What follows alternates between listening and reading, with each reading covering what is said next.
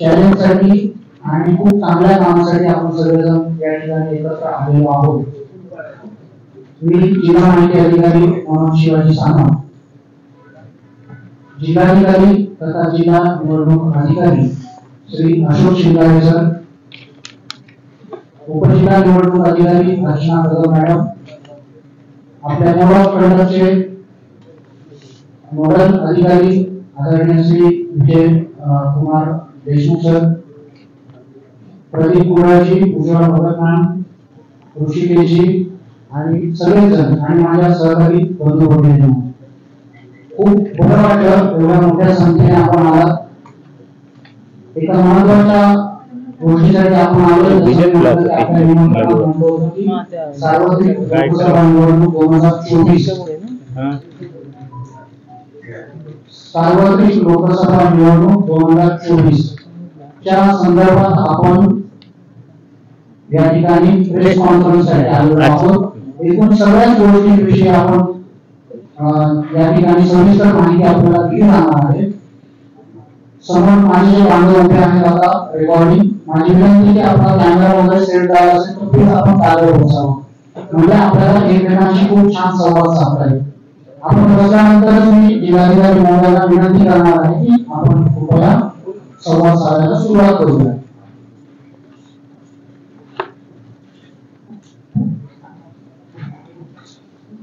सरांना मी विनंती करतो की सर आपण सुरुवात करूया।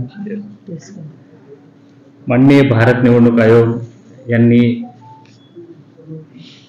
General elections to House of People 2024 या निवडणुकीची सार्वत्रिक निवडणुकीची उद्घोषणा केलेली आहे आणि त्या उद्घोषणेच्या अनुषंगाने आज आपल्या सर्वांना मी आमंत्रित केलेलं आहे, त्याबद्दल मी आपलं स्वागत करतो। राज्यामध्ये भारत निवडणूक आयोगाने जाहीर केलेल्या कार्यक्रमानुसार 5 टप्प्यामध्ये मतदान होणार आहे। 5 टप्पे असे आहेत। पहिला टप्पा आहे, त्याची पहिलं नोटिफिकेशन जे निघणार आहे ते 20 मार्चला निघणार आहे, 20 मार्च 2024ला। दुसऱ्या टप्प्याचं नोटिफिकेशन आणि त्यामध्ये मतदानाचा दिनांक असणार आहे 19 एप्रिल 2024। दुसऱ्या टप्प्याचं नोटिफिकेशन आहे ते 28 मार्च 2024 आणि मतदानाचा दिनांक आहे 26 एप्रिल 2024। तिसऱ्या टप्प्याचं नोटिफिकेशन निघणार आहे ते दिनांक 12 एप्रिल 2024 आणि त्याचा मतदानाचा दिनांक आहे 7 मे 2024। चौथ्या टप्प्याचं नोटिफिकेशन 18 एप्रिल 2024 ला निघून मतदानाचा दिनांक आहे 13 मे 2024। पाचवा टप्पा नोटिफिकेशन दिनांक 26 एप्रिल 2024 आणि मतदानाचा दिनांक 20 मे 2024। अर्थात हे आपल्या सर्वांना माहीत आहे, आपल्या सर्वांच्या माध्यमातून आम्हालाही पहिल्यांदा माहीत झालं। आदर्श आचारसंहिता लागल्याच्या नंतर तो कार्यक्रम येत आला, आम्ही डाउनलोड करण्याच्या आत आपल्या वेगवेगळ्या माध्यमांच्या मार्फत आम्हालाही ते तारखा आपल्याकडून पहिल्यांदा कळाल्या।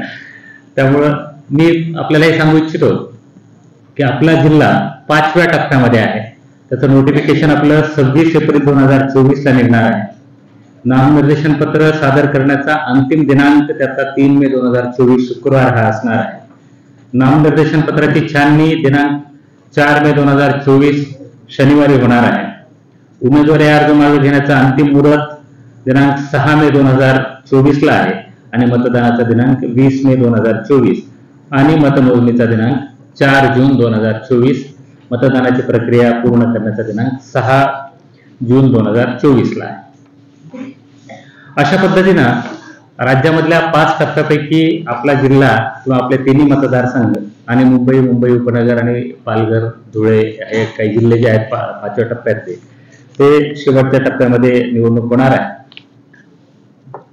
या निवडणुकीच्या अनुषंगाने आचारसंहितेची उद्घोषणा झालेली आहे। आचारसंहिता परवापासूनच लागू झालेली आहे आणि आचारसंहितेच्या बाबत ज्या वेगवेगळ्या बाबी करायच्या आहेत, ज्या वेगवेगळे अंमलबजावणी करायची आहे, वाहनांचा विषय असेल, सभांचा विषय असेल, पोस्टरचा विषय असेल, बॅनरचा विषय असेल, वाहनाच्या वापराबाबतचा विषय असेल, पोलीस पर्सनलच्या बाबतचा विषय असेल, सभा असतील, लाऊडस्पीकर असेल, सायलेंट झोनचे ठिकाणं असतील, या सगळ्या बाबतची इत्थंभूत माहिती आम्ही आपल्याला थोड्या वेळानंतर लगेच देतोय.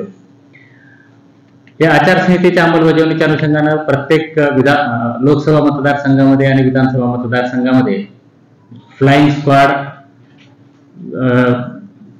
VST, SST, video viewing team ह्या सेटअप झालेल्या आहेत आणि ह्या पूर्ण 24/7 ह्या कार्यरत असणार आहेत. यांच्या माध्यमातून आदर्श आचारसंहितेची अंमलबजावणी करण्याची कारवाई आता आपण करणार आहोत. जिल्ह्यामध्ये आणि लोकसभा मतदारसंघामध्ये 24/7 कंट्रोल रूम, नियंत्रण कक्ष आहे, तोही स्थापन करण्यात आलेला आहे. या कंट्रोल रूमच्या अनुषंगानं वेगवेगळ्या ठिकाणी सगळ्या व्यक्तींची आणि पर्सनची नेमणूक करण्यात आलेली आहे. मला हे आदर्श आचारसंहितेच्या अंमलबजावणीच्या अगोदर आपल्याला मतदार यादी आणि मतदाराच्या संदर्भातले डिटेल्स आपल्यापर्यंत पोहोचवायचे आणि आपल्या माध्यमातून सर्वांना जनतेला पोहोचवायचे आहे. आता आपल्या मतदार यादीचा जो रोल आहे तो 23 जानेवारीला फायनल झालाय, 23 जानेवारीला, आणि त्या रोलनुसार आपल्याकडं 65,01,671 एवढे मतदार आहेत. त्यापैकी 35,06,082 हे पुरुष मतदार आहेत. 29,94,315 आपल्याला हे दिले, कॉपी दिलेली आहे. ज्यांना मिळालेली नसेल त्यांना आम्ही पोहोचवतो, द्या त्यांना. ठीक आहे.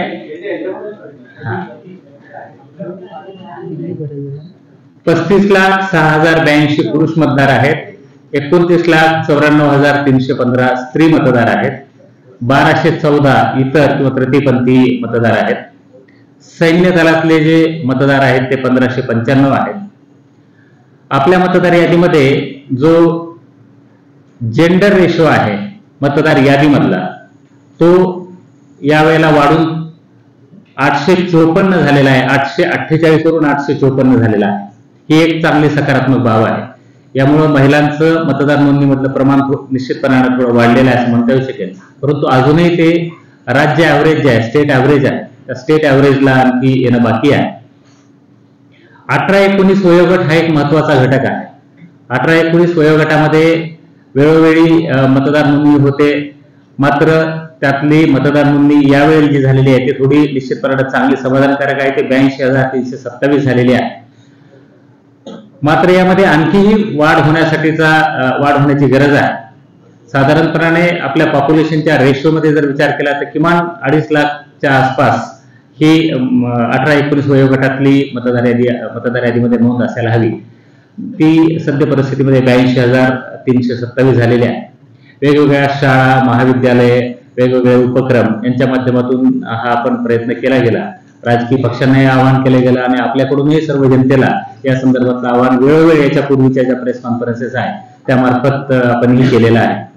त्यामुळं हा आणखी सतत आपल्याला पाठपुरावा करण्याचा आणि जनजागृती करण्याचा विषय आहे. 20 ते 29 या वयोगटातले साधारण 1,06,117 हे एवढे मतदार आहेत. दिव्यांग मतदाराची संख्याही वाढून 33,000 34,976 झालेली आहे. आणि 85+ हे जे मतदार आहेत ते 58,966 आहेत. 85+ हा एक महत्वाचा विषय आहे यावेळेच्या निवडणुकामध्ये. साधारणपणे प्रत्येक मतदारानं मतदान केंद्रावर यावं आणि मतदान केंद्रावर येऊन मतदान करून आपल्या मतदानाचा जो हक्क आहे, पवित्र हक्क, तो बजवावा ही भारत निवडणूक आयोगाची अपेक्षा आहे, किंबहुना त्याचा आग्रह आहे. मात्र असं निदर्शनास आलं की काही ठिकाणी जे अत्यंत विकलांग परिस्थितीमध्ये आहेत किंवा जे अतिदुर्धर आजारानं पछाडलेले आहेत किंवा अतिदुर्धर आजारानं घरी बसलेले आहेत किंवा आजारी आहेत आणि त्यांना लोकोमोटिव्ह डिसॅबिलिटी म्हणता येऊ शकेल किंवा ते येऊ शकत नाहीत मतदान केंद्रावर, अशा मतदाराच्या बाबतीमध्ये आपण फॉर्म 12 आणि 12D देऊन त्यांना होम वोटिंगची सुविधा उपलब्ध करून दिलेली पहिल्यांदा. तर ही होम वोटिंगची सुविधेच्या संदर्भामध्ये आपण अशा व्यक्तींना आणि दिव्यांगापैकी जे त्यांना लोकोमोटिव्ह डिसेबिलिटी असेल त्यांना आपण ही सुविधा उपलब्ध करून देणार आहोत. आपल्या जिल्ह्यामध्ये सर्वाधिक मतदार असलेला मतदारसंघ आहे 146 ओवळा माजीवाडा. त्यामध्ये 4,92,381 मतदार आहेत आणि सर्वात कमी मतदार असलेला मतदारसंघ आहे 141 उल्हासनगर, 2,52,440. आता या ठाणे जिल्ह्यामध्ये जे 3 लोकसभा मतदारसंघ आहेत, या 3ही लोकसभा मतदारसंघाची मतदार संख्या मी आपल्याला सांगतो थोडक्यामध्ये.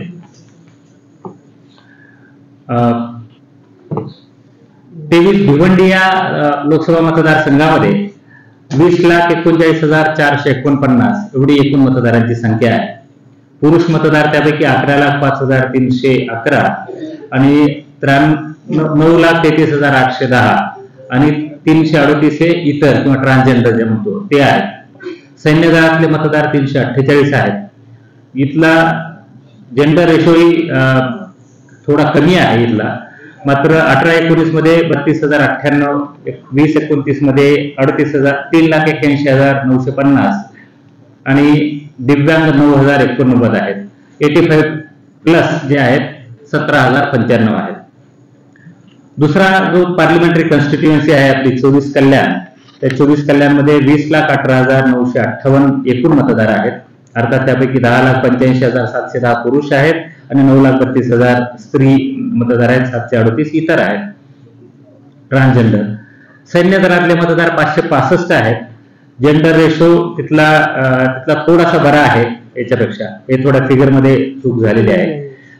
18-19 मध्ये 18-19 या वयोगटातले 22,179 मतदार आहेत. 20-29 मधले 3,11,694 आहेत. दिव्यांग 10,882 आणि 85+ 18,179.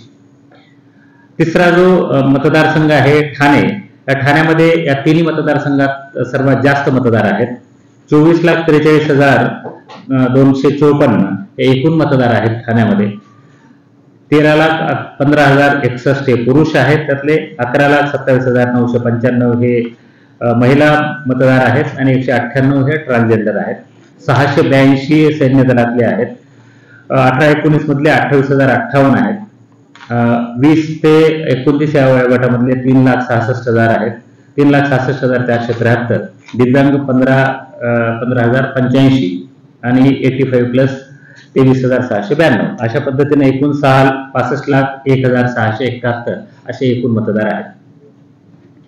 हे बायफर्गेशन वेगवेगळ्या मतदारसंघात यासाठी सांगितले की आपली सगळं मतदानाची टक्केवारी आकडेवारी या आकड्याशी निगडीत असल्यामुळं, एकूण मतदाराशी निगडीत असल्यामुळं ही आकडेवारी मला सांगणं क्रमप्राप्त होतं. या निवडणुकीमध्ये किंवा याच्या पूर्वीच्या निवडणुकांमध्ये आपला अनुभव असा आहे की या शहरीकरण झालेल्या मतदारसंघामध्ये मतदानाचं प्रमाण किंवा टक्केवारी कमी आहे. राज्य ॲव्हरेज जे आहे त्यापेक्षाही कमी आहे, नॅशनल ॲव्हरेजपेक्षाही कमी आहे. किंबहुना काही यातले विधानसभा मतदारसंघ आणि काही लोकसभा मतदारसंघाचे राज्यामध्ये सर्वात कमी आहे. त्याला अर्बन ॲपॅथी असे म्हटलं जाते किंवा वेगवेगळी कारणं आहेत असे म्हटलं जाते. सुट्ट्या आल्या म्हणून ते मतदार बाहेर गेले असे म्हटलं जाते. परंतु आपल्या सर्वांच्या समोरच हे चॅलेंज आहे की अशा मतदारांना आपण आवाहन करू शकतो आणि आवाहन करून त्यांना मतदानाच्या पवित्र हक्क बजवावा. आणि सुट्ट्या आल्या असतील, सलग 3 सुट्ट्या आल्या असतील तरी सुद्धा बाहेर न जाता हे मतदानाचा पवित्र हक्क बजवावा असं आपण त्यांना आवाहन करतोय. त्यांच्या सोयीसाठी असेही काही जणांनी सांगितलं गेलं की आम्हाला आमच्या सोसायटीपासून किंवा आमच्या हाऊसिंग सोसायटीपासून मतदान केंद्र बरंच अंतरावर आहे, त्यामुळं मग आम्हाला जायला उत्साह आला नाही. मग यावेळेला आपण 36 मतदान केंद्र त्यांच्या हाऊसिंग सोसायटीचा जो कॉमन स्पेस आहे, समजा क्लब हाऊस असेल तर अशा क्लब हाऊसमध्ये आपण स्थापन केलेले आहे.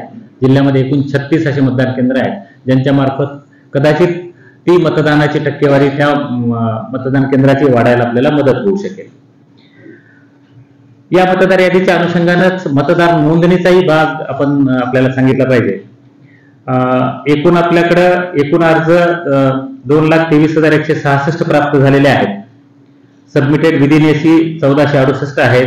BLO नॉट असाइन 7,755 आहेत. ई रोल मध्ये 1,57,638 ऍड झालेले आहेत आणि 50,507 एवढे अर्ज प्रलंबित आहेत.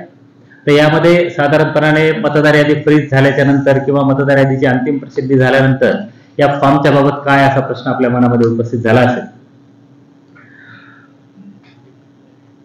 या फॉर्मच्या बाबतीमध्ये, या प्राप्त झालेल्या फॉर्मच्या बाबतीमध्ये भारत निवडणूक आयोगाच्या सूचना या स्पष्ट आहेत. जे फॉर्म आचारसंहिता लागण्याच्या पूर्वी प्राप्त झालेले आहेत ते आपण निश्चितपणानं प्रोसेसिंग मध्ये घेणार आहोत आणि त्यांची नावं पुरवणीच्या माध्यमातून मूळ मतदार यादीला आपण जोडली जाणार आहोत. ज्या दिवशी आचारसंहितेची, आदर्श आचारसंहितेची अंमलबजावणी झाली त्या दिवशीच्या नंतर वगळणीला ब्रेक असणार आहे, वगळणी करता नाही येणार. मात्र जर ऍडिशन असेल नाव तर ते ऍडिशन आपण करू शकू. ते कधीपर्यंत करता येऊ शकतील? नामनिर्देशन पत्र दाखल करायच्या 10 दिवस अगोदरपर्यंत. म्हणजे आपल्याकडे 20 मेला आहे तर आपण 23 एप्रिल पर्यंत, बरोबर आहे ना, 23 एप्रिल पर्यंत ही सगळी नावं जे आहेत ऍडिशनची ते दाखल करू शकू आणि ते ESD लिस्ट मध्ये त्याचा समावेश होईल, जेणेकरून त्याचं केअरफुल स्क्रुटनायझेशन वगैरे होऊ शकेल. आम्ही सगळ्याच मतदार नोंदणी अधिकाऱ्याला, सहाय्यक मतदार नोंदणी अधिकाऱ्याला सूचना दिलेल्या आहेत. आदर्श आचारसंहितेच्या अंमलबजावणीच्या पूर्वीचे अर्ज डिलिशन सहित ऍक्सेप्ट रिजेक्ट करायचे आहेत. जे काही एव्हिडन्स असेल त्याच्या आधारे निर्णय घ्यायचा आहे. मात्र आदर्श आचारसंहितेच्या नंतर प्राप्त झालेल्या अर्जाबाबत डिलिशन करायचं नाही, फक्त ऍडिशन त्यामध्ये करायचं आहे. अनावश्यकरित्या कुठल्या मतदाराचं नाव मतदार यादीतून वगळलं जाऊ नये याच्यासाठी भारत निवडणूक आयोगाने ही काळजी घेतली गेलेली आहे. आता दुसरा जो भाग आहे इलेक्शन मधला, तो मतदार यादीच्या नंतर तितकाच महत्वाचा मतदान केंद्र हा आहे. मतदान केंद्र आपल्या जिल्ह्यामध्ये आपण 6592 इतके एकूण मतदान केंद्र आहेत. आपण माग मतदान केंद्राचं सुसूत्रीकरण केलं आणि काही नवीन मतदान केंद्र स्थापन केले. काही मतदान केंद्र जे जवळच्या मतदान केंद्र, जिथं मतदार कमी आहेत त्या ठिकाणी अटॅच केले गेले. अशा पद्धतीने एकूण 6592 आहेत. त्यातले मूळ 6524 मतदान केंद्र असतील आणि 68 हे सहाय्यकारी मतदान केंद्र आहेत. एकूण मतदान केंद्राच्या ठिकाण 1931 आहेत. पक्क्या इमारतीतले 5116 मतदान केंद्र आहेत. पार्टिशन मधले 807 आहेत. मंडप मधील 633 आहेत. गृहनिर्माण सोसायटीमध्ये जे आत्ताच मी सांगितलं तशी 36 आपण मतदान केंद्र गृहनिर्माण सोसायटीच्या कॉमन एरियामध्ये किंवा क्लब हाऊसमध्ये वगैरे आपण स्थापन केलेले आहेत. याशिवाय मतदान केंद्राच्या बाबतीमध्ये EMF पुरवणं हे एक आपला महत्वाचा भाग असतो. तिथं पुरेसं पाणी असलं पाहिजे, लाईट असलं पाहिजे, टॉयलेटची व्यवस्था असली पाहिजे, रॅम्प असला पाहिजे, शेड असला पाहिजे. ह्या सगळ्या बाबी मतदान केंद्र स्थापन करण्यासाठी पुरेशा प्रमाणामध्ये तिथं जागा उपलब्ध असली पाहिजे. लोकांच्या रांगा लावता आल्या पाहिजेत व्यवस्थित पद्धतीनं. या पद्धतीनं जिल्हा परिषदचे जे अतिरिक्त मुख्य कार्यकारी अधिकारी आहेत त्यांच्या मार्फत या सगळ्या मतदान केंद्राची आणि मनपा क्षेत्रातली संबंधित अतिरिक्त आयुक्तांच्या अध्यक्षतेखाली समिती नेमून त्याचं व्हेरिफिकेशनचं काम सुरू आहे. क्षेत्रीय अधिकारी, मतदार निवडणूक निर्णय अधिकारी, त्याशिवाय सहाय्यक निवडणूक निर्णय अधिकारी यांच्या मार्फतही याची तपासणी आणि व्हेरिफिकेशन सुरू आहे. विधानसभा संघ निहाय सर्वात जास्त मतदान केंद्र असलेलं मुरबाड हा विधानसभा मतदारसंघ आहे. 500 मतदारसंघामध्ये 511 इतके मतदान केंद्र आहेत आणि सर्वात कमी मतदान केंद्र असलेला उल्हासनगर हा विधानसभा मतदारसंघ आहे. त्यामध्ये 251 इतके मतदान केंद्र आहेत. उर्वरित बाकी सांगायचं झालं तर 23 म्हणजे भिवंडी ग्रामीण 134ला 344 आहेत. 135 शहापूरला 326 आहेत. 136ला 136 भिवंडी पश्चिमला 297 आहेत. 137 भिवंडी पूर्व 314 आहेत. 138 कल्याण पश्चिमला 397, 139 मुरबाडला 511. अशा पद्धतीनं 23 भिवंडी या लोकसभा मतदारसंघामध्ये 2189 इतके मतदान केंद्र असणार आहे. 24 कल्याणमध्ये 140, अंबरनाथमध्ये 319, 141 उल्हासनगरमध्ये 251, 142 कल्याण पूर्वमध्ये 321, 143 डोंबिवलीमध्ये 269, 144 कल्याण पश्चिम मध्ये 401, 149 मुंब्रा कळवामध्ये 394 असे कल्याण लोकसभा मतदारसंघामध्ये 1955 इतके एकूण मतदान केंद्र असणार आहे. ठाणे लोकसभा मतदारसंघामध्ये 145 मीरा भाईंदर मध्ये 451 मतदान केंद्र आहेत. 146 उळा माजीवाडा 466 आहेत. 147 कोपरी पाचपाकडेमध्ये 366 आहेत. 148 ठाणे 361 मतदान केंद्र आहेत. 150 ऐरोलीमध्ये 429 आणि 151 बेलापूरमध्ये 375 असे 2448 म्हणजे सर्वाधिक मतदान केंद्र ठाणे लोकसभा मतदारसंघात आहेत. अर्थात लोकसंख्येच्या दृष्टीनं मतदान केंद्राची रचना केलेली असल्यामुळं जिथं मतदार संख्या जास्त त्या ठिकाणी मतदान केंद्राची संख्या जास्त असणारच आहे. गृहनिर्माण सोसायटीमध्ये जो नवीन विषय आहे ते स्थापन केलेली जी मतदान केंद्र आहेत ते 23 मतदान केंद्र आपण कल्याणमध्ये 24 कल्याण या मतदारसंघात आहेत आणि 13 ठाण्यामध्ये आहेत. अशा पद्धतीनं 36 आहे. मतदान केंद्र स्थापन करत असताना भारत निवडणूक आयोगानं काही नाविन्यपूर्ण बाबी कराव्यात अशा सूचना दिल्या होत्या. त्या अनुषंगानं महिला मतदान केंद्र म्हणजे जे मतदान केंद्र फक्त आणि फक्त महिलांनी चालवलं जाणार आहे, म्हणजे तिथं सगळ्या मतदानाचा स्टाफ, मतदान करणारा जो स्टाफ आहे तो पूर्णतः महिला असणार आहे. अशी प्रत्येक विधानसभा मतदारसंघामध्ये 1 अशा 18 आणि ठाण्यामध्ये आणखी 5 असणार आहे की ते 5 मतदान केंद्र आणि प्रत्येक विधानसभा मतदारसंघामध्ये 1 मतदान केंद्र हे फक्त आणि फक्त महिलांनी संचलित केलेलं असेल, ज्याला आपण विमेन मतदान केंद्र असं म्हणतो. आणि त्यांच्या माध्यमातून अर्थात येणारे मतदार हे सर्वसाधारण आणि सगळेच असणार आहे. मात्र polling staff PRO1 presiding officer, APRO, PO1, PO2, शिपाई आणि पोलीस पण हे सगळे महिला असणार आहे. येस.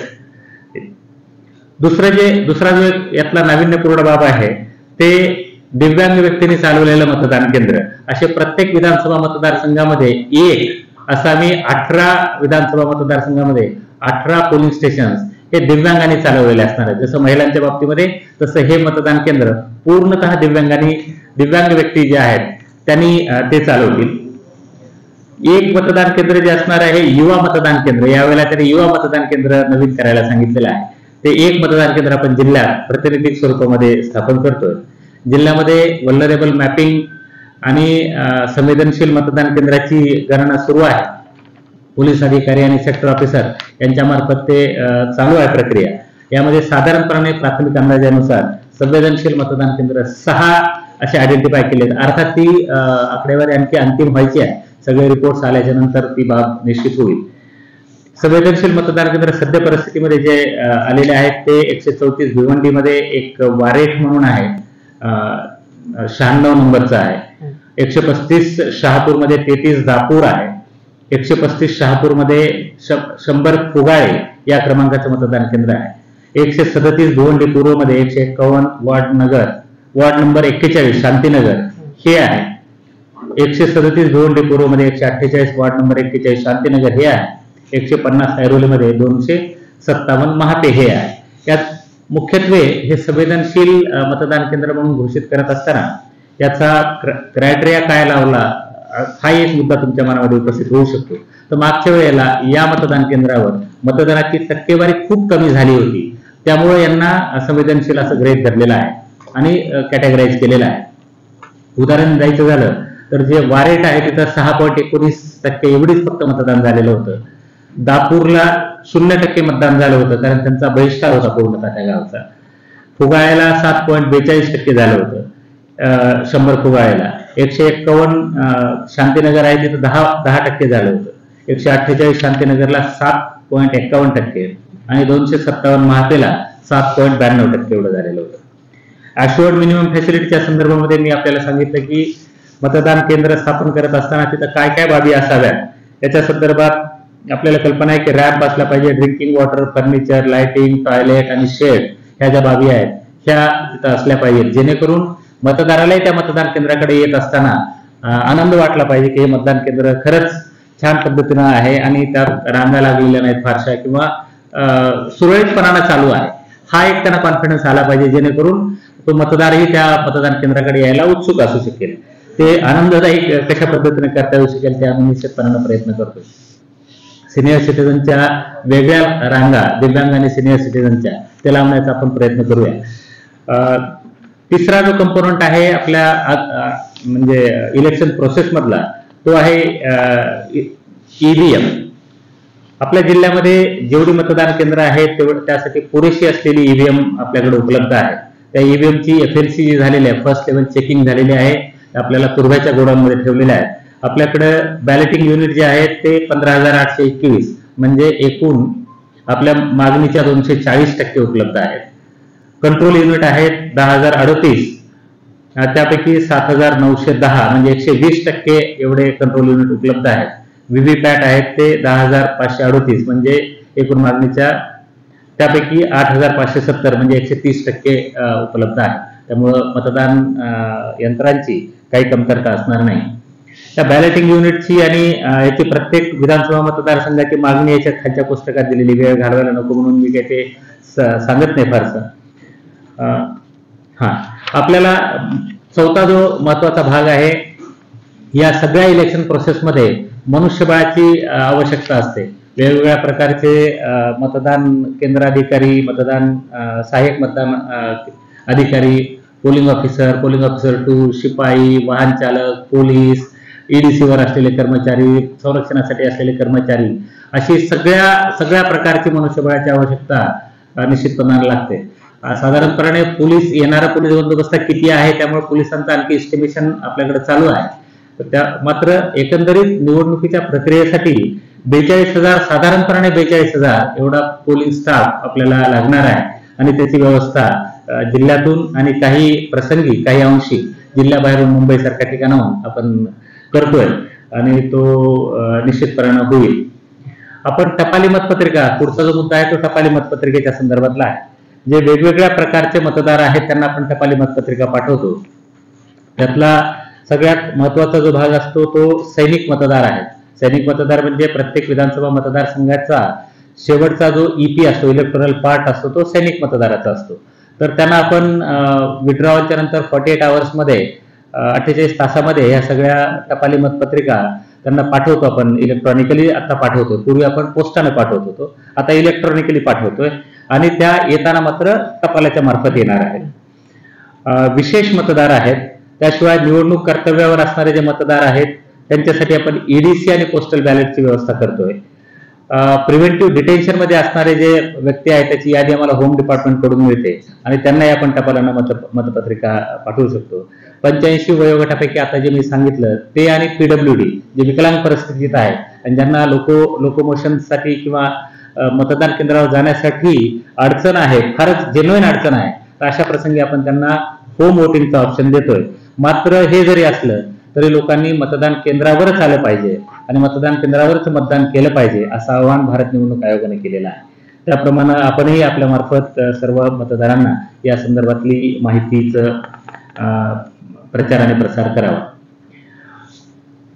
इन्फॉर्मेशन टेक्नॉलॉजी हा एक नवीन विषय आहे, खूप महत्वाचा विषय आहे, जेणेकरून नागरिकांना, मीडियाला, प्रेसला आणि या सगळ्या स्टेक होल्डर जे आहेत इलेक्शन मधले त्या सगळ्यांना अद्ययावत माहिती वेळच्या वेळी उपलब्ध व्हावी याच्या अनुषंगाने वेगवेगळे जे IT ऍप्लिकेशन्स आहेत ते IT ऍप्लिकेशन्स आयोगाने सुरू केलेले आहेत. यामध्ये एनकोर हे जे ऍप आहे, एनकोर किंवा पोर्टल आहे, त्या एनकोर मध्ये नॉमिनेशनच्या संदर्भामध्ये सगळी प्रक्रिया ऑनलाईन पद्धतीनं होणार आहे. म्हणजे नॉमिनेशन फिजिकली दाखल केलं जाणार आहे, मात्र त्याची सगळी प्रोसेसिंग जे आहे ते ऑनलाईन पद्धतीनं होणार आहे. त्याशिवाय त्यामध्ये नामनिर्देशनपत्र भरणे, प्रतिज्ञापत्र सादर करणे वगैरे वगैरे ही सोय दिलेली आहे. हे एनकोर ऍपच्या माध्यमातून केले गेलेले आहे. सुविधा ऍप जे आहे ते वेगवेगळ्या राजकीय पक्षांना त्यांच्या परवानगी ज्या देण्याच्या संदर्भातले सुविधा ऍप केलेला आहे. यासाठी वन विंडो सिस्टम प्रत्येक मतदारसंघामध्ये केली जाणार आहे आणि त्याच्या माध्यमातून उमेदवारांना त्यांच्या परवानगी एका छताखाली किंवा एका विंडोमध्ये दिल्या जाणार आहे. दिव्यांगाच्या मदतीसाठी सक्षम ऍप आहे. मी असं उलट्या बाजूने वाचतोय, म्हणजे कदाचित 7व्यापासून त्या इम्पॉर्टन्स अँगलला. सक्षम ऍप आहे. दिव्यांग व्यक्ती ज्यांना चिन्हांकित केलं गेलेलं आहे त्यांच्यासाठी, त्यांच्या माहितीसाठी सक्षम ऍप आहे. त्यांना त्याच्यावर एक तर त्यांना व्हीलचेअरची मागणी करता येऊ शकेल आणि त्याला व्हीलचेअर प्रोव्हाइड केली जाणार आहे.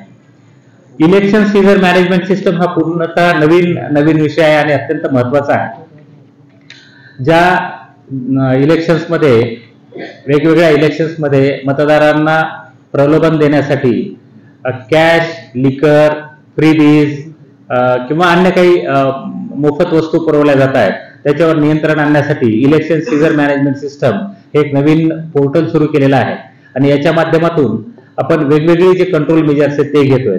उदाहरणादाखल एक सांगायचं झालं तर आपण यावेळेला election seizure management app system ESMS ज्याला आपण म्हणतो, याच्या माध्यमातून जिल्ह्यातल्या सगळ्या ज्या बँका आहेत त्या ऑनबोर्ड केलेल्या आहेत आणि या बँकांना एका ठिकाणाहून त्यांचा जर कॅशची जर मुवमेंट असेल, एका बँकेतून दुसऱ्या बँकेमध्ये किंवा एका बँकेतून त्यांच्या ATM कडे, यांचं लोकेशन्स आणि हे सगळे आपण मॅप केलेले आहेत आणि या लोकेशनच्या आधारे त्या बँकांचं मॉनिटरिंग केलं जाणार आहे की ही कॅश जे जाते ते नेमकं त्यांच्या बँकिंग व्यवस्थेमध्येच जाते का किंवा अन्य कोणी त्यांच्या माध्यमातून त्याचं विड्रॉल करते.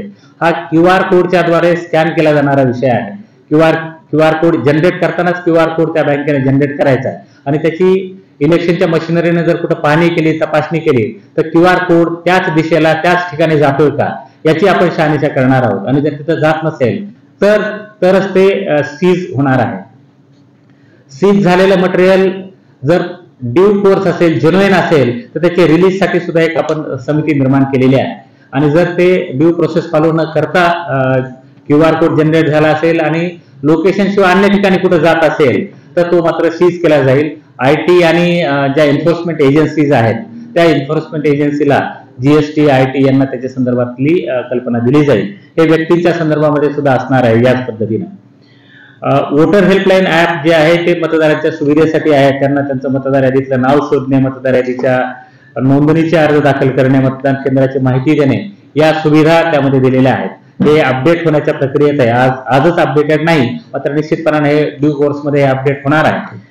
नो युअर कॅन्डिडेटला त्यांची जी क्रिमिनल अँटीसिडंट्स आहेत, ज्या उमेदवारांची गुन्हेगारी स्वरूपाची पार्श्वभूमी आहे, त्यांना त्यांच्या गुन्हेगारी पार्श्वभूमीचे डिटेल्स दर 4 दिवसाच्या नंतर, इलेक्शन प्रोसेस स्टार्ट झाल्यानंतर, निवडणूक लढवणाऱ्या उमेदवार निश्चित झाल्याच्या नंतर दर 4 दिवसाने प्रेसला देणं आवश्यक आहे आणि ते कॅन्डिडेटला किंवा मतदारांना माहितीसाठी प्रेसला दिलं पाहिजे.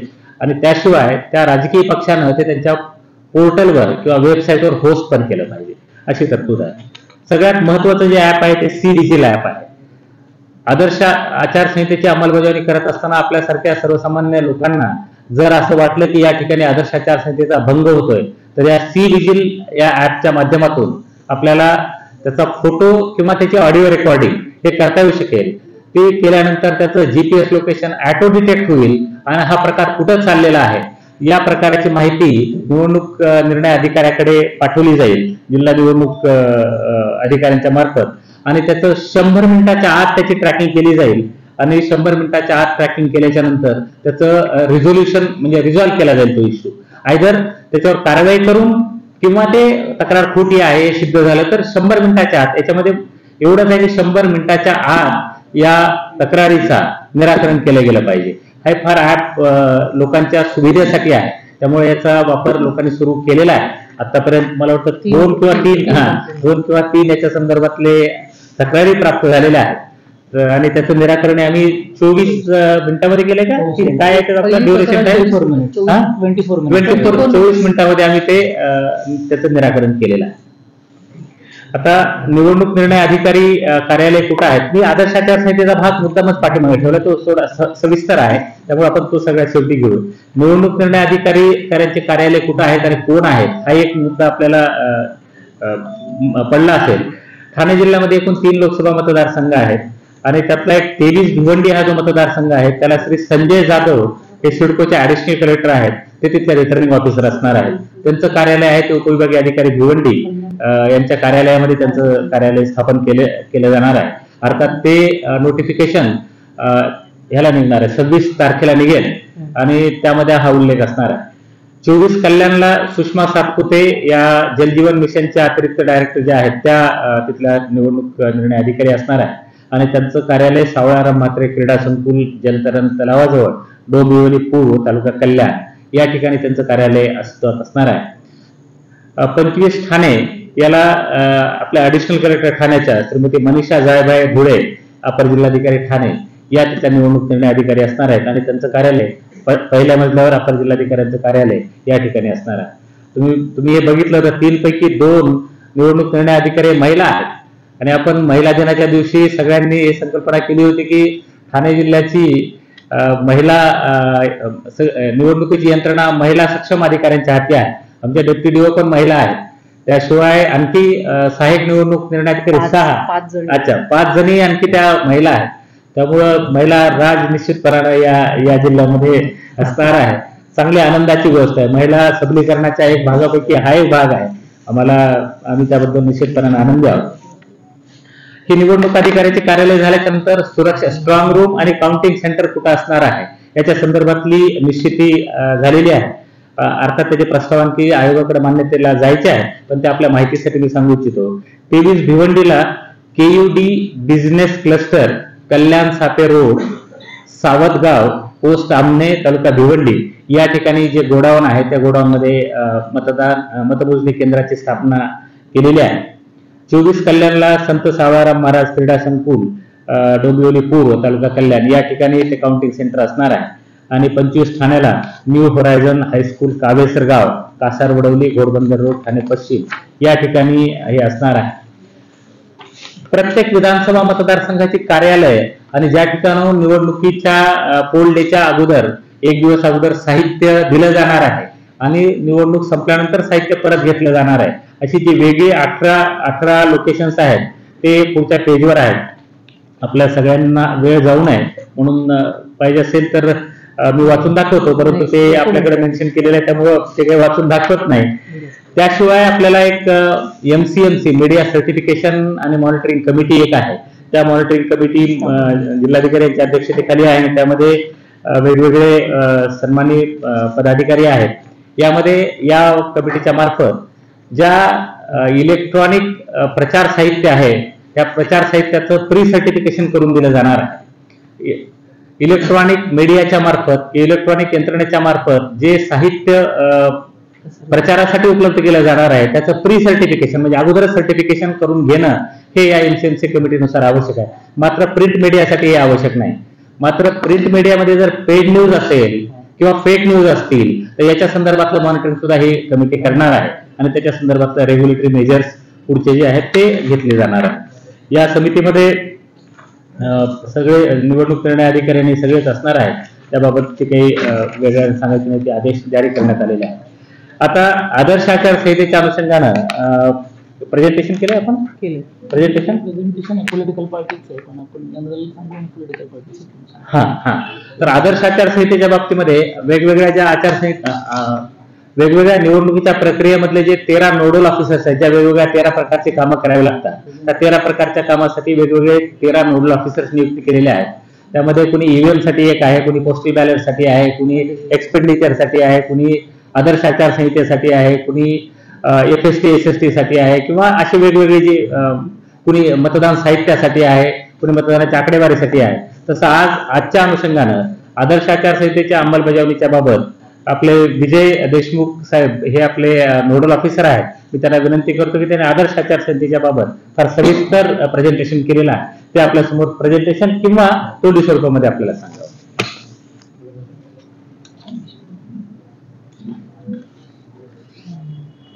लोकशाहीचा सर्वात मोठा महोत्सव म्हणजे इलेक्शन आणि इलेक्शनची ज्या दिवशी अनाउन्समेंट झाली त्या दिवसापासून आचारसंहिता लागू झालेली आहे.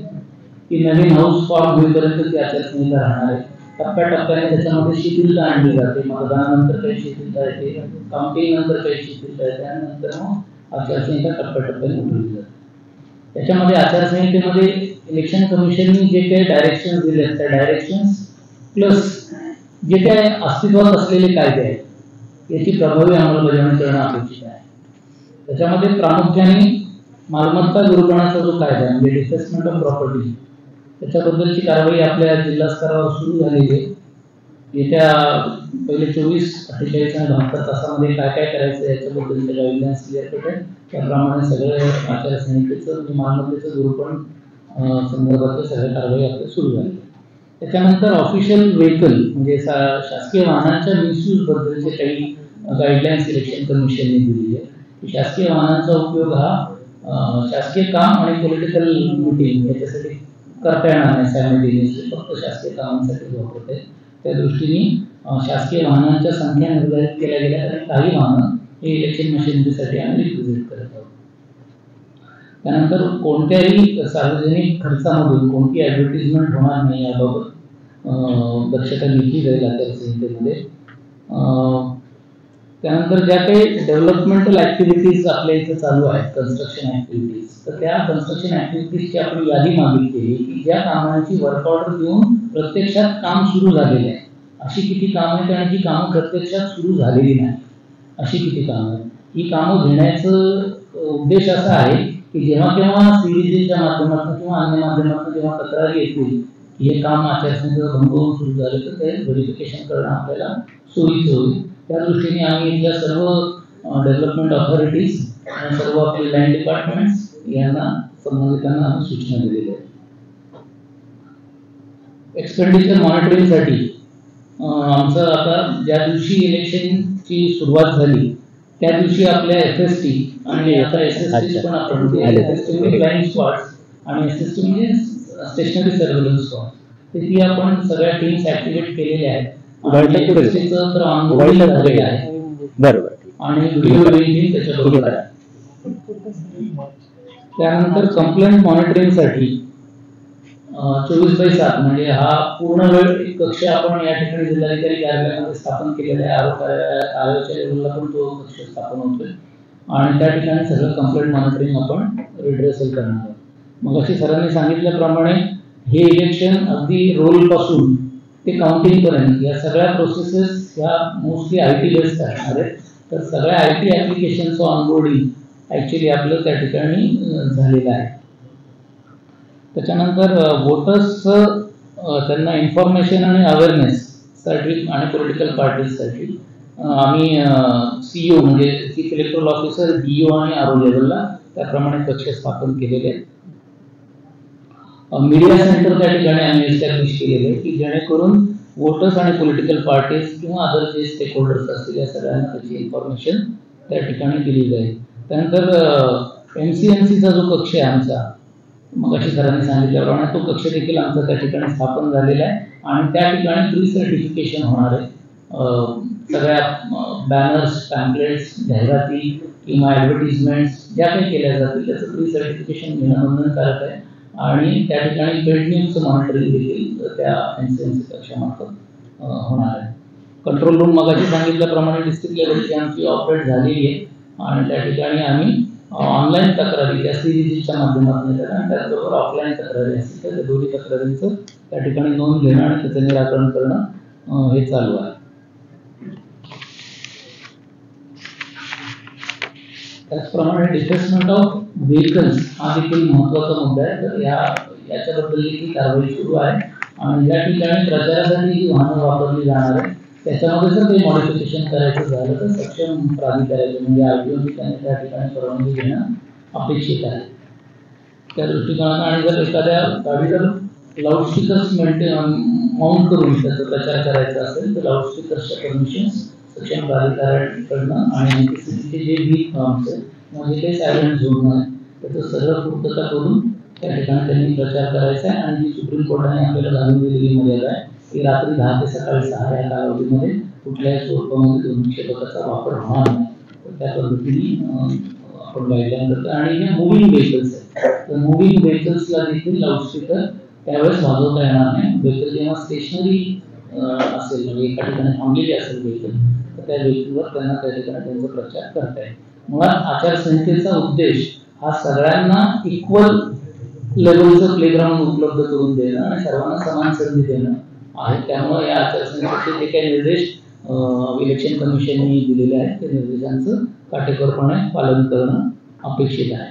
या ठिकाणी कॉन्वॉयबद्दलचं रिस्ट्रिक्शन्स 10 पेक्षा जास्त गाड्या असू नये असं रिस्ट्रिक्शन घातलं. त्याच्यापेक्षा जर जास्त गाड्या असेल तर तो कॉन्वॉय ब्रोकन डाऊन करून टप्प्याटप्प्याने तो पुढे नेण्याच्या सूचना आहेत.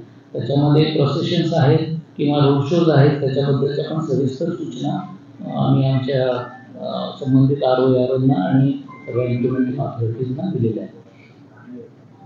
फायलिंग ऑफ नॉमिनेशन जेव्हा नॉमिनेशन भरायला जातो आपण त्यावेळेस मॅक्सिमम 3 वाहनं त्या ठिकाणी अलाउड आहेत. आणि कॅन्डिडेटच्या दृष्टिकोनातनं पोल डेच्या दिवशी म्हणजे ज्या दिवशी मतदान असेल त्या दिवशी स्वतःला वापरण्यासाठी एक वाहन, त्याचा ऑफिशियल इलेक्शन एजंट असेल त्याला वापरण्यासाठी एक वाहन आणि प्रत्येक असेंब्ली सेगमेंटला एक वाहन याप्रमाणे त्यांना वाहनं वापरण्याच्या मर्यादा इलेक्शन कमिशनने घालून दिलेल्या आहेत. त्याप्रमाणे त्याचं एक्झिक्युशन होईल असं आम्ही पाहतोय. एरवी मात्र त्यांना मर्यादा नाही वाहनांची. पूर्ण इलेक्शन कॅम्पेनच्या पिरियडमध्ये त्यांना पाहिजे तेवढी वाहनं हे करावी लागतील, फक्त त्याची परवानगी घ्यावी लागेल आणि ते खर्चामध्ये त्याचं आलं पाहिजे. त्यानंतर ज्या काही नवीन वेलफेअर स्कीम्स गव्हर्नमेंटला जाहीर करता येणार नाही, त्या जुन्या वेलफेअर स्कीम्स असतात त्याचं मात्र अंमलबजावणी त्या ठिकाणी चालू होईल.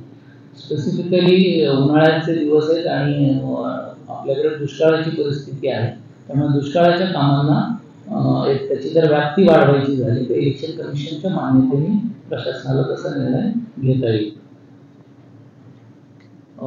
ट्रान्सफर्स आणि याच्यावर आता इलेक्शनच्या याच्यामध्ये बंदी आहे.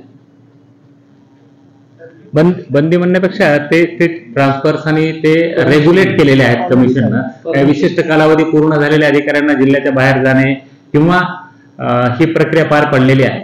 आता जे अधिकारी ज्यांनी ट्रेनिंग घेतलेली आहे ते अधिकारी कंटिन्यू म्हणजे तो क्रायटेरिया सोडून जे अधिकारी आहेत त्यांना त्यांच्या बदलीवर बंधन आहे. प्रत्येक विभागातली यादी आहे. प्रत्येक विभागातली ऍडमिनिस्ट्रेटिव्हला जे हेड आहेत विभागाचे, समजा महसूल विभाग असेल तर महसूल विभागामधून ते निर्देश फॉलो केले गेलेले आहेत. त्यानंतर लोकल बॉडी, आपण प्रश्न सगळ्यात शेवटी घेऊ, सगळं झाल्याच्या नंतर आणखी एक्सपेंडिचर वगैरे आहे सगळं सविस्तरपणाने घेऊ. लोकल बॉडीजच्या ज्या अत्यावश्यक मिटिंग्स आहेत त्या मिटिंग्स त्यांना घेता येतील, मात्र तिथं मतदारांवर प्रभाव पडेल अशा कोणत्या घोषणा त्या ठिकाणी त्यांना करता येणार नाही. बजेट्सच्या प्रेझेंटेशन बाबत आता हंगामी बजेट सगळ्यांनी 3 ते 4 महिन्याचं केलेले, डिटेल बजेट हे सगळ्या आफ्टर आचारसंहिता त्या ठिकाणी होईल. रेस्ट हाऊसचा आणि वापर हा इक्विटेबल पद्धतीने देण्याबाबतच्या सूचना आहेत. या कालावधीमध्ये काही महत्त्वाचे दिवस येणार आहेत, जसे की आपला 1 मेचा कार्यक्रम आहे त्याच्याबद्दलच्या पण सूचना प्रोटोकॉल विभागाकडून येतील, त्याचं पालन केलं जाईल. इफ्तार पार्टीज या ठिकाणी आता रमदानचा धार्मिक कार्यक्रम सुरू असल्यामुळे इफ्तार पार्टीज बद्दलच्या पण सूचना आहेत. जो तो आपापल्या खर्चाने इफ्तार पार्टी करेल त्या ठिकाणी मात्र पॉलिटिकल कॅम्पेनिंग करणार नाही याची सगळ्यांनी दक्षता घ्यावी लागेल.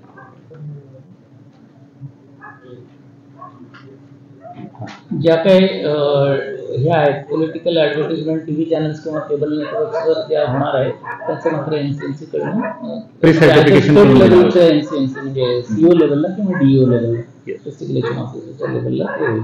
त्यानंतर जे प्रचारासाठी जे पॅम्पलेट्स आणि हे छापणार आहोत आपण, तर त्या ठिकाणी त्याच्यावर मुद्रक प्रकाशक आणि त्याच्या नंबर ऑफ प्रती किती आहेत हे छापणं बंधनकारक असेल. एक बाब आपल्याला याच्यात सांगू इच्छितो 127A मध्ये मुद्रक प्रकाशक तो आपण छापतो साधारणपणे, प्रिंटर कोण आहे, पब्लिशर कोण आहे आणि नंबर ऑफ कॉपीज किती छापलेल्या आहेत.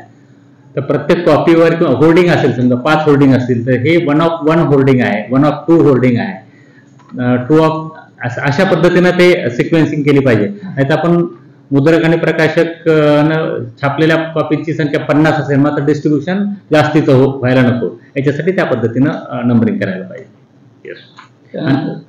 बोला. प्रोसेशन किंवा रोड शोज बाबतच्या सूचना क्लिअर कट मगाशी सांगितल्याप्रमाणे दिल्यात आणि त्याच्यात त्या ठिकाणी किती फ्लॅग लावायचे काय लावायचे त्याबद्दलच्या पण सूचना प्राप्त. SMS च्या बाबतीमध्ये बल्क SMS जर देण्याची कोणी म्हणजे हे केली असेल तर त्याचं असेसमेंट देखील त्या ठिकाणी केलं जाईल आणि तो खर्चामध्ये पकडला जाते. शेवटच्या 48 तासामध्ये SMS शक्यतो पाठवायच्या नंतर कसं आहे की क्लोजर ऑफ पोलच्या 48 तास आधी आपल्या प्रचाराला पूर्णपणे बंदी राहते, त्यामुळे तो पिरियड सगळ्यांनी पाळणं आवश्यक आहे.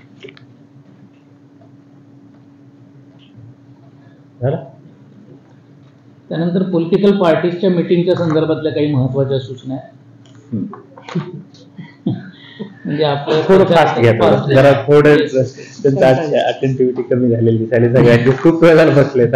क्रिटिसिझम शक्यतो पॉलिसीवर असावं, वैयक्तिक टीका टिप्पणी टाळावी. काय करावे काय करू नये याच्या संदर्भातल्या प्रायव्हेट लाईफ कुणाचं डिस्टर्ब होणार नाही, त्याच्यावर क्रिटिसिझम करता येणार नाही, अनव्हेरिफाईड ॲलिगेशन्स करता येणार नाही, कुणाच्याही कास्ट आणि कम्युनल फिलिंग्स बाबत अपील करता येणार नाही, त्या ठिकाणी कोणत्याही धार्मिक स्थळाचा वापर हा प्रचारासाठी होणार नाही. करप्ट प्रॅक्टिसेस ज्या आहेत, ब्रायबरी, इंटिमिडेशन किंवा इम्पर्सोनेशन किंवा 100 मीटरच्या आतमध्ये प्रचार करणं वगैरे वगैरे त्या सगळ्या या वेळेस बॅन असणार आहेत. कोणाच्याही घरासमोर निदर्शनं करता येणार नाही. त्यानंतर कुठल्याही पार्टी अपोजिट पार्टीची जर मिटिंग किंवा प्रोसेशन चालू असेल तर त्याला ऑब्स्ट्रक्ट करता येणार नाही. जनरल कंडक्टमध्ये पॉलिटिकल मिटिंग्सच्या बाबतीत सगळ्यांना वेल इन ॲडव्हान्स त्यांनी पोलिसांना कळवणं अपेक्षित आहे. इथं वन विंडो सिस्टम आम्ही त्या ठिकाणी ठेवणार आहे की जेणेकरून त्यांना इमिडिएट परमिशन दिल्या जाते. म्हणून या ज्या सूचना आहेत ना किंवा प्रेझेंटेशनची कॉपी त्यांना सगळ्यांना तुम्ही समजा ह्याच्यावर पाठवा, म्हणजे जो ग्रुप आहे ना ग्रुपवर सगळ्यांना पाठवा, कारण हे बऱ्याच डिटेल्स आहेत तुम्हाला सगळं मी अवेलेबल करून देईन. त्यानंतर 50,000पेक्षा कॅश जास्तीची विदाऊट प्रूफ ही कॅरी करता येणार नाही. ती आमच्या SST किंवा FSTने ती सीज केली जाईल विदाऊट प्रूफ. म्हणजे जर बँकेचं विड्रॉल स्लिप असेल तर दॅट इज ओके, तुम्ही प्रूफ दाखवल्यावर काही होणार नाही त्या ठिकाणी. आणि 10 लाखापेक्षा जास्त जर कॅश सापडली तर त्याचं इन्कम टॅक्स डिपार्टमेंटला कळवलं जाईल आणि त्यांच्या माध्यमातून जी काय असेल ती कारवाई केली जाईल. आणि 95 लाख ही मर्यादा आहे, ते आपल्या एक्सपेंडिचरचे टीम आपल्याला सांगेल. 95 लाखाची मर्यादा आहे लोकसभेसाठी. एकच मिनिट फक्त, हा या मुद्द्याचा रिलेव्हंट असलेला मुद्दा आहे. खाजगी जे हेलिपॅड्स आहेत त्यांनाही आम्ही पत्र दिलेले आहेत आणि त्यांना तिथं उतरणारी लँड होणारे जे हेलिकॉप्टर्स असतील त्या सगळ्याची स्क्रीनिंग आणि फ्रिस्किंग होणार आहे. त्यामध्ये आयोगानं गाईडलाईन दिल्या की त्यातून काय कॅरी केलं जाते वगैरे वगैरे त्याच्यावर नियंत्रण ठेवलं पाहिजे. त्या अनुषंगाने FSTच्या टीम आणि त्या तिथं जातील. आम्ही त्यांना सगळ्यांना लिखित स्वरूपात तसं कळवतो. उमेदवाराच्या परमिशन शिवाय 10 रुपयापेक्षा जास्त जर कोणी खर्च केला त्याच्या परमिशन शिवाय तर मात्र तो IPC सेक्शन 171 प्रमाणे त्याच्यावर कारवाई होईल. येस. आता एक महत्वाचा मुद्दा आहे तो एक्सपेंडिचर हा एक महत्वाचा भाग आहे. उमेदवारांना त्यांच्या संपूर्ण कालावधीसाठी एक्सपेंडिचर किती केला पाहिजे, त्याचं अकाउंट कसं ठेवलं पाहिजे वगैरे याच्या संदर्भातल्या काही सूचना आहेत त्याही आपल्यामार्फत त्यांच्यापर्यंत सगळ्यापर्यंत जनतेपर्यंत पोहोचल्या पाहिजेत. यासाठी आपले इलेक्शन एक्सपेंडिचरच्या संदर्भातली जी नोडल टीम आहे त्या नोडलला मी विनंती करतो की त्यांनी ब्रीफली सांगावं, कारण तो विषय बऱ्याचदा येणार आहे पुढे सगळ्या प्रोसेसमध्ये आणि त्याची व्यवस्था आपली कशी उभी केलेली आहे आपण जिल्हावर त्याची आपण माहिती द्या. धन्यवाद. 2024 लोकसभा निवडणूक आता पार पडणार आहे. आता आपल्या जिल्ह्यामध्ये भिवंडी, ठाणे आणि कल्याण 3 मतदारसंघ आहेत. माननीय जिल्हाधिकारी यांच्या मार्गदर्शनाखाली आम्ही 3 नोडल या संदर्भात डिस्ट्रिक्ट एक्सपेंडिचर मॉनिटरिंग जी आमची यंत्रणा आहे ती आम्ही उभारलेली आहे. यामध्ये प्रत्येक उमेदवाराला 95 लक्ष खर्च करण्याची मर्यादा आहे. त्यासाठी आता दरसूची आम्ही फायनल करण्यासाठी आज राजकीय पक्षांसमवेत बैठक घेतली आणि ती दरसूची आम्ही येत्या 2-3 दिवसात अंतिम करणार आहोत. यामध्ये यंत्रणा स्थापित करताना आम्ही AC लेवलवर flying squad, video surveillance team, SST जेव्हा नोटिफिकेशन जेव्हा आम्ही उभारणार आहोत, अकाउंटिंग आम्ही स्थापित केलेले आहे आणि त्याच्यानुसार जो काही यंत्रणा आम्हाला उभारायची होती खर्च नोंदणी करण्यासाठी ती आम्ही उभारलेली आहे. त्या खर्चाच्या टीमची 3 टप्प्यात आम्ही प्रशिक्षण सत्र आयोजित केलेले आहे. आता जी काही आम्हाला असिस्टंट एक्सपेंडिचर ऑब्झर्वर होती आवश्यकता होती त्यांची आम्ही नेमणूक केलेली आहे.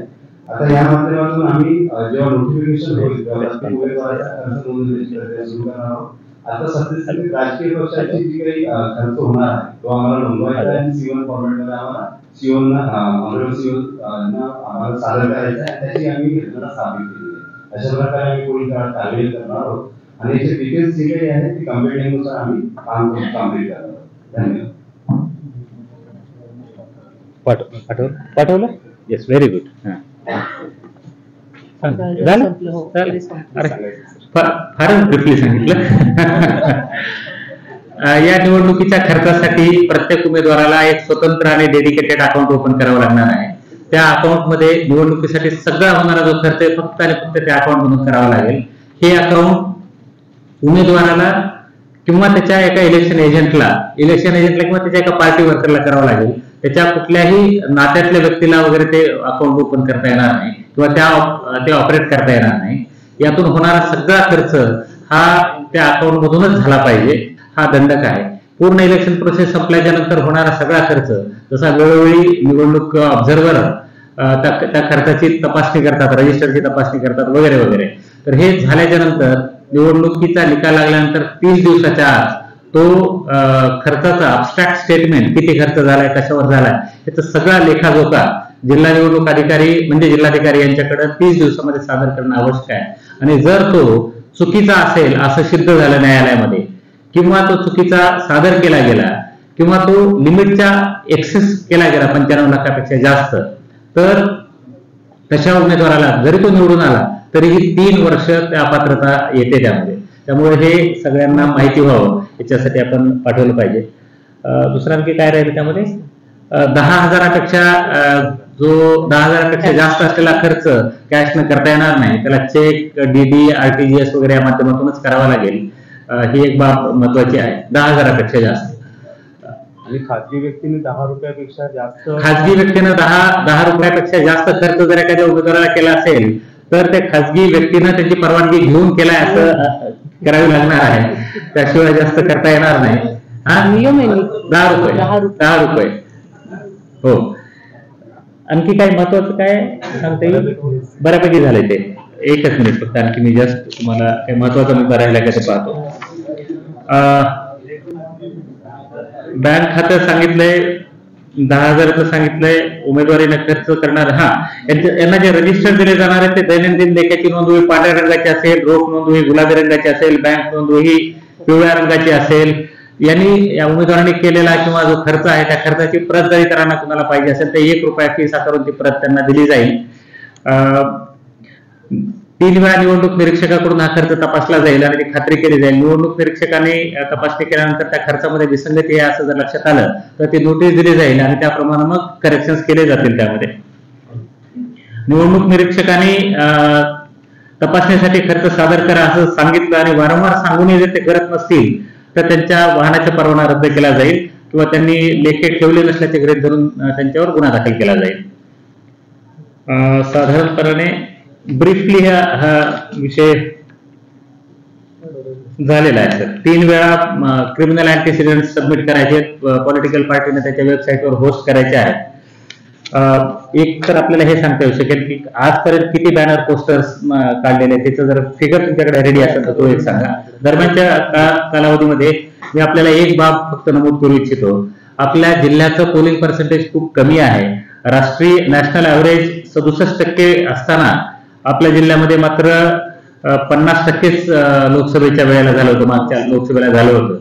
हे उद्दिष्ट, हे मतदानाची टक्केवारी वाढवणं हे एक आपल्यासमोर चॅलेंज आहे.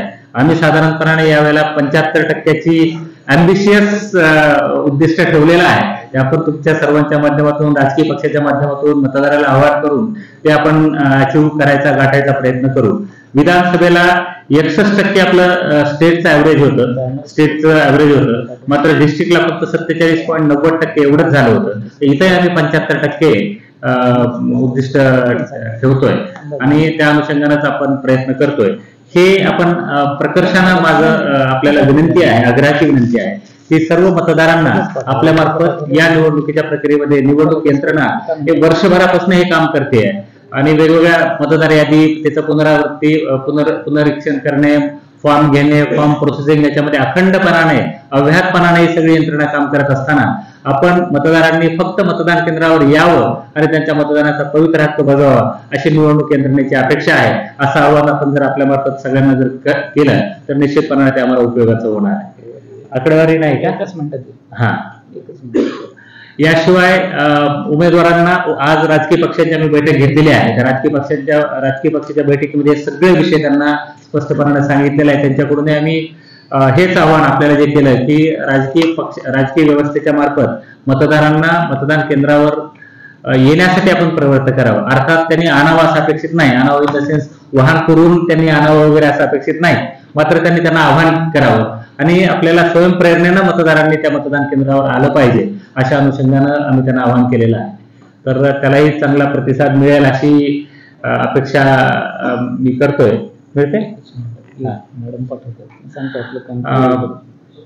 गेल्या 3 दिवसापासून आदर्श आचारसंहिता सुरू झाल्यानंतर ज्या सगळ्या महानगरपालिका आहेत, नगरपालिका आहे, जिल्हा परिषद आहे, शासकीय विभाग आहे, त्यांना सगळ्यांना बॅनर, पोस्टर जे आहेत, वॉल रायटिंग जे आहेत, त्या सगळ्या काढायला सांगितलेल्या आहेत. डिजिटल बोर्डच्या संदर्भातला एक विषय, त्याचा रेफरन्स आम्ही यांच्याकडे करतोय, मुख्य निवडणूक अधिकाऱ्याकडे रेफरन्स करा तो डिजिटल बोर्डचा.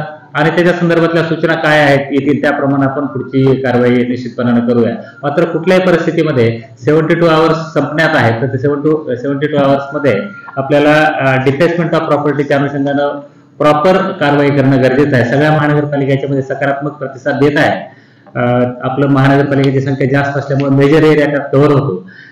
त्याशिवाय 2 नगरपालिका आणि 2 नगरपंचायती आहेत, त्यालाही आपण आवाहन केलं. मुरबाड आणि शहापूर या 2 नगरपंचायती आहेत.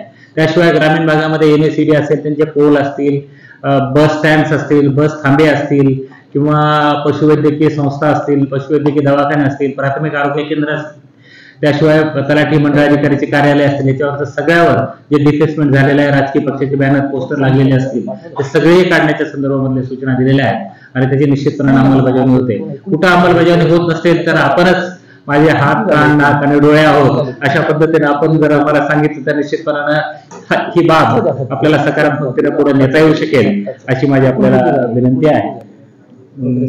हा डेटा काही यांच्याकडे बहुतेक उपलब्ध नाही ना, आणि आपल्याला प्रोग्रेसिव्ह डेटा आहे, तर तो आम्ही आपल्याला निश्चितपणानं हे करत जाऊ. आपण वेळोवेळी इंटरॅक्ट करत जाऊ. आता मनोज जे आहेत, मनोज तुम्ही इंटरॅक्शन घडवून आणा. हा, येस.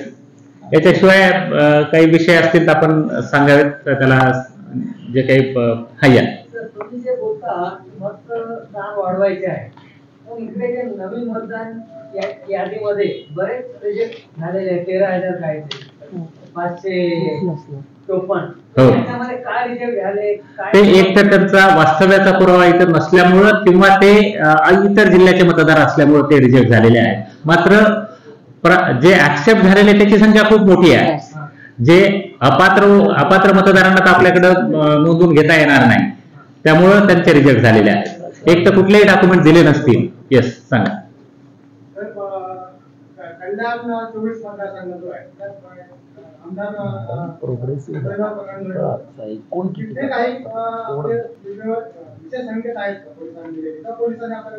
नव्हे, याच्या संदर्भातला नाही, ते मॅपिंग करण्याचे क्रायटेरिया आहेत.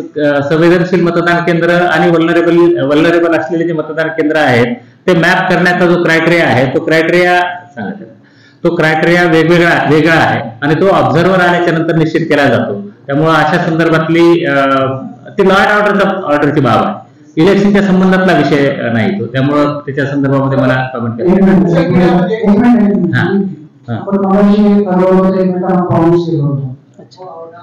स्वतःचं नाव, कोणासाठी काम करताय, पालिका प्रशासन. तर सोशल मीडियावर जे काही आता पोस्टर चालू आहेत त्याच्या संदर्भातला तुम्ही कारवाई कशी करणार? कारण की जे विविध पक्षाचे जे पदाधिकारी आहेत स्थानिक किंवा नेते ते लोक सुद्धा 24/7 सोशल मीडिया असेल किंवा टीव्ही असेल किंवा याच्या संदर्भातली आपल्या जिल्ह्याच्या संदर्भातली काही माहिती आली असेल तर आम्ही त्यांना इंटरॅक्टिव्ह कंट्रोल रूम आपण स्थापन केलेले आहे. त्याशिवाय MCMCचा क्रायटेरिया आहे. MCMCच्या कमिटीच्या मार्फत याच्यावर आपल्याला नियंत्रण ठेवता येऊ शकेल. त्याशिवाय जे काही गुन्हेगारी स्वरूपात असेल त्याला पोलीसचं, सायबर आणि बाकीची व्यवस्था उपलब्ध आहे. कारवाई वेगवेगळ्या अधिनियमाच्या अंतर्गत होईल. एक तर IT ऍक्ट असेल, एखाद्या स्पेसिफिक ऍक्ट असेल, RP ऍक्टचं व्हायोलेशन केलं असेल त्या संदर्भात होईल, IPCचं असेल तर IPCच्या संदर्भामध्ये होईल. येस जी. तर आता काही मराठा आंदोलन चालू आहे, काही संघटनांनी घोषित केलंय की आम्ही भरपूर उमेदवार देणार. त्या काल घोषित बैठक झाली काय 400 उमेदवार देणार. त्याच्या वेळेस आपलं काय भेटायला असणार की नाही, नियोजन आहे पण निश्चितपणाने अशी बाब आमच्या समोर निश्चितपणाने आणखी आलेली नाही. आल्याच्या संदर्भात या संदर्भात वरिष्ठांचं मार्गदर्शन घेऊन त्याप्रमाणे पुढची कारवाई करता येऊ शकेल. यामध्ये अर्थात भारत निवडणूक आयोगाला याच्या संदर्भातला रेफरन्स करावा लागेल. येस,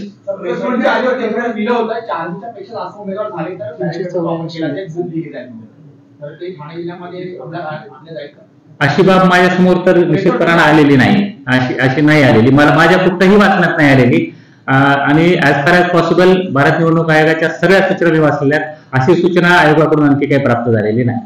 जी, बसून बोला. हो, 511 जास्त प्रमाणात मतदार असताना गर्दी संख्या कमी दिसते. मतदारसंघाची व्याप्ती खूप मोठी आहे, भौगोलिक दृष्ट्या तो मतदारसंघ खूप मोठा आहे आणि मतदारांच्या सोयीसाठी आपण ते काही अंतरावर मतदान केंद्र असलं पाहिजे, 2 किलोमीटर किंवा 3 किलोमीटर पेक्षा जास्त असलं नाही पाहिजे मतदाराच्या राहत्या ठिकाणापासून. त्यामुळं इथली मतदान केंद्राची संख्या जास्त आहे. आता जसं खरात साहेबांनी विचारलं तर मराठा समाजाने उमेदवार अधिक उभे केले तर मग ते पुढचं प्रोसेस काही ठिकाणी ग्रामीण भागामध्ये नगरमध्ये प्रामुख्याने निवडणूक आयोगाला सांगितलं की आतापर्यंत होऊ शकतं.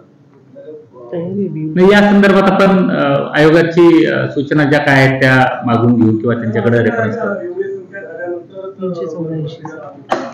नाही, अशा कसल्याही सूचना 384.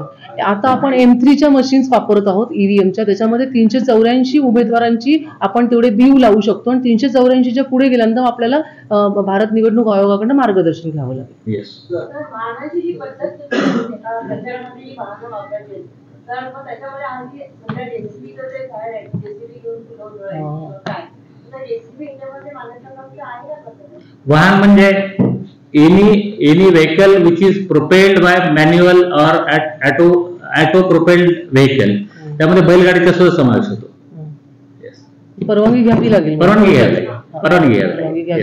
येस. बैलगाडीपासून रिक्षा असेल, ऑटो रिक्षा असेल, 3 चाकी सायकल असेल, ह्या सगळ्याचा त्यामध्ये समावेश होतो.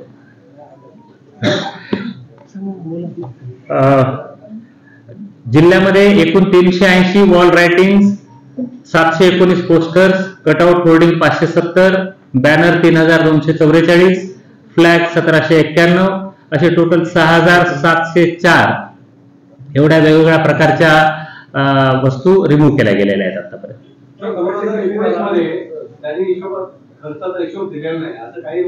ठाणे जिल्ह्यात नाही सध्या तरी ती यादी या संदर्भामध्ये काय होतं, भारत निवडणूक आयोगाकडून असे जे डिस्क्वालिफाय केलेले व्यक्ती असतील, ज्यांनी खर्च दिला नाही किंवा ज्यांनी खर्च मर्यादेच्या बाहेर केलेला आहे, तशा बाबतीमध्ये आयोग त्यांना डिस्क्वालिफाय करतोय आणि त्याची यादी आपल्याला नॉमिनेशनच्या अगोदर पाठवते.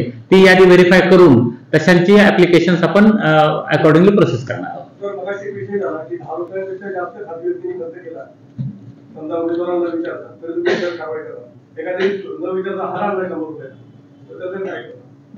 विचारू त्याला.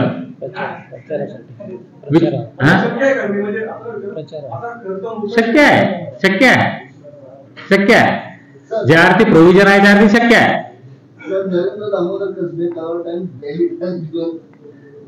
नमस्कार.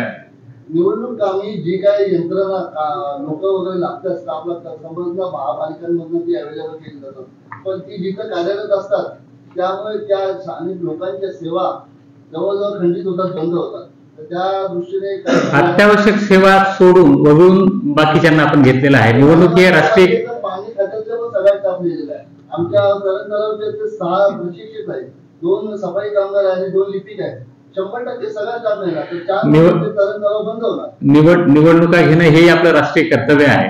त्यामुळं अत्यावश्यक सेवा बघून आम्ही घेण्याचा प्रयत्न करू. असं तर करता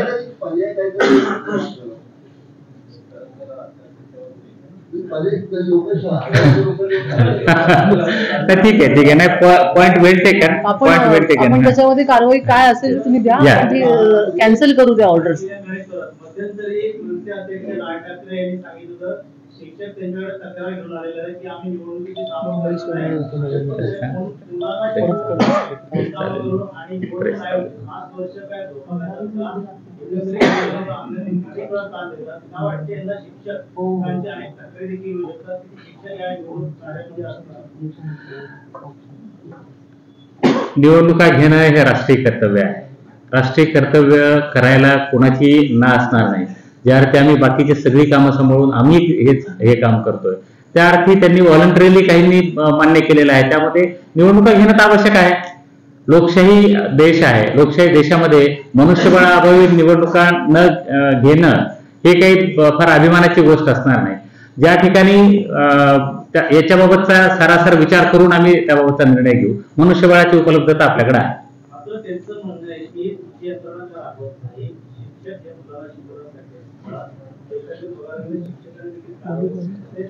उपलब्ध मनुष्यबळ, लागणारं मनुष्यबळ उपलब्ध मनुष्यबळापेक्षा खूप जास्त आहे. त्यामुळे त्याची आवश्यकता आहे. आपण विनाकारण त्यांना घेत नाही काही ना काही याच्यासाठी.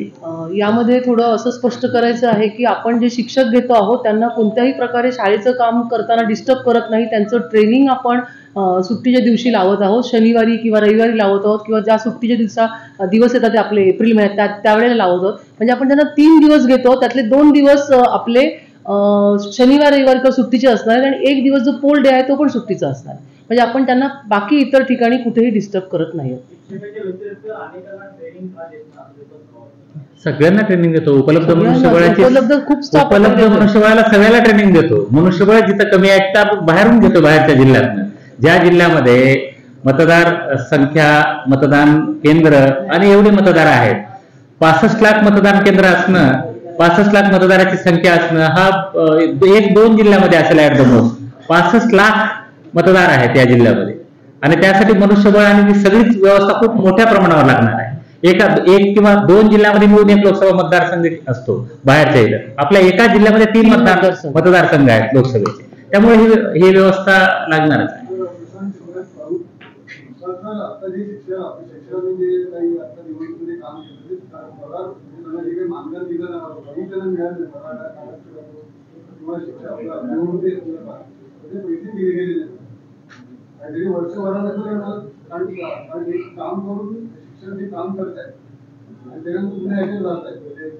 शिक्षकाच्या बाबतचाच आपला प्रश्न आहे का सगळ्यांच्या बाबतचा प्रश्न आहे? नाही, हे जर असेल तर सगळ्यांच्या बाबतीमध्ये असायला हवं. सगळ्यांच्याच बाबतीमध्ये मिळालं नसेल भत्ता तर सगळ्यांनाच मिळायला नाही पाहिजे. शिक्षकांना मिळाला नाही काही बाब मी चेक करून घेतो. Yes yes.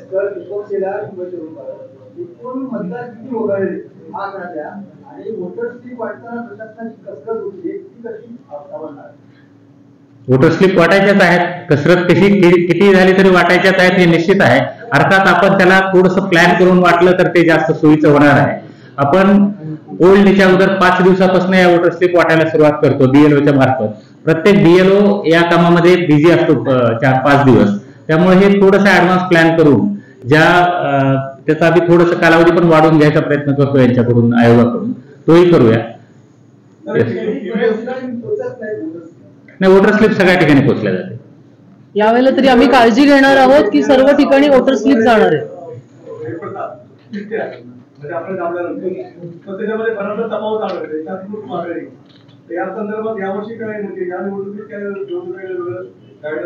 100% सातत्य असेल, त्यामध्ये कुठलीही तफावत असणार नाही. असा काही प्रकार असेल तो FNCच्या वेळेलाच तो व्हीव्हीपॅट निश्चितपणाने बाजूला काढला जाईल. तो थर्मोसेन्सिटिव्ह असतो, त्याचा सेन्सर जो आहे तो थर्मोसेन्सिटिव्ह असतो. त्यामुळे त्याची व्यवस्था FNCच्या वेळेलाच बाजूला तो काढून ठेवलेला आहे. हो, दोन्ही मोजले जाणार, एका विशिष्ट प्रमाणामध्ये ते मोजले जाणार. प्रत्येक मतदारसंघात 5 देते आकडा देते मी तुम्हाला. नाही सांगतो. 2021-22 कोविडच्या नंतर 8,51,000 मतदारांची वगळणी केली गेली. ते रेसिड्युअल वोटर होते म्हणून. त्यानंतर PSC असल्यामुळे 1,50,377 मतदारांची वगळणी केली गेली. त्याशिवाय DSC होते म्हणून या वर्षामध्ये 27,900 समथिंग या एवढ्या मतदारांची वगळणी केली गेली. बेरीज करा आपण प्लीज. माझ्याकडे आता सध्या कॅल्क्युलेटर नाही. त्यामध्ये वेळ जाईल, त्यांचे प्रश्न मी तेवढे उत्तर देऊ शकतो. आपणही करा ना बेरीज प्लीज. नमस्कार, मी सलमान कडा, भारतीय निवडणूक आयोगानं काल 27 ऍप आणि वेबसाईट लॉन्च केले आहेत. त्याच्या जनजागृतीसाठी, मतदाराच्या जनजागृतीसाठी आपल्याकडून अनेक जिल्ह्यात काही विशेष मोहीम राबवण्यात येणार आहे. निश्चितपणाने सगळे जे ऑनलाईन पोर्टल्स आहेत आणि ऍप्स आहेत ते सगळे जनतेला, इलेक्शन मशिनरीला, सगळ्या स्टेक होल्डर्सना आणि आपल्या सगळ्यांना वापरण्याच्या अनुषंगाने रेडी असणार आहे.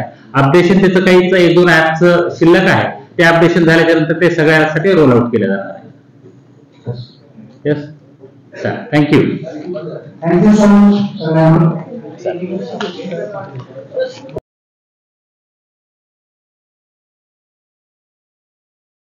आता म्हणजे रिजनल चॅनल आहेत ना, त्यांना एक शॉर्ट बाईट काम करून प्रश्न काय असतात मी तुम्हाला सांगतो. इथे 1-2 तारीख आणि आव्हान. एक तारीख नंतर मतदान कुठल्या दिवशी आहे, मतमोजणी कुठल्या दिवशी आहे. साधारणपणे किती एवढं दोन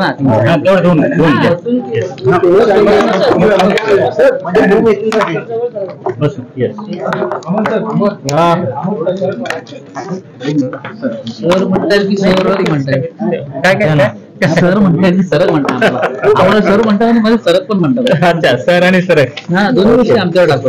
ओके. हो थांब पुढे टाका आणि तारीख म्हणजे इलेक्शन डिक्लेअर तारीख एकूण मतदार हा जिल्ह्यातले आणि हे कधी इलेक्शन आहे आणि मतमोजणी कधी जास्त ओके. झाले आपल्याला येस आमच्या बाकी सगळे ते अशीच ह्याच्यामध्ये रेडीमध्ये जाणार आहे. बंधू मी तुम्हाला पहिल्यांदा जसं म्हटलं आता